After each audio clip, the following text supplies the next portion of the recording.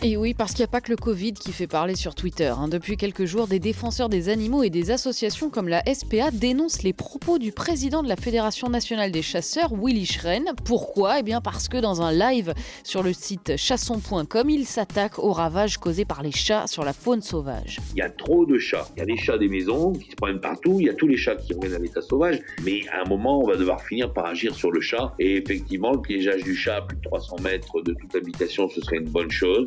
Mais je le sens pas. Voilà, tout ça est assez flou et il en fallait pas plus pour que les défenseurs des animaux l'accusent de vouloir tuer les chats, sauf qu'à aucun moment le président de la Fédération des chasseurs ne parle de tuer les chats, il parle d'agir. Or, agir pour empêcher les chats de manger les oiseaux, c'est exactement ce que martèle la Ligue de protection des oiseaux depuis des années, la LPO, qui n'est pas vraiment proche des chasseurs, mais qui fait le même constat. Oui, les chats sont de redoutables prédateurs et c'est un problème. Claire Brussy de la LPO Saint-Étienne l'a dit à TV Loire. Les hirondelles, malheureusement, se portent pas très bien partout en Europe, en France en particulier. Donc toutes les proies qui sont attrapées par les chats sont des animaux qui pourront pas ni vivre ni se reproduire pour les années qui suivent. Donc oui, c'est quand même important. Et ce constat, beaucoup de pays le font. En Australie, les autorités estiment que les chats domestiques tuent 1 million d'oiseaux par jour. Aux États-Unis, ce serait 2 milliards par an. Alors, que faire face à ce phénomène ? L'Australie, très radicale, a annoncé l'année dernière qu'elle allait faire abattre 2 millions de ces chats domestiques retournés à l'état sauvage. Mais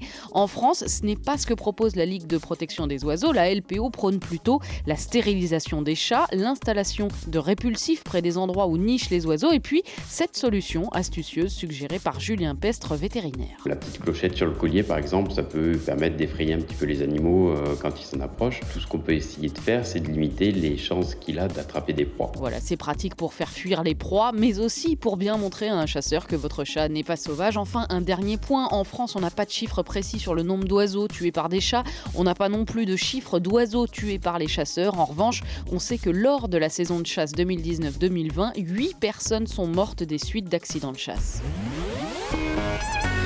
Move Radio, Hip Hop Nation.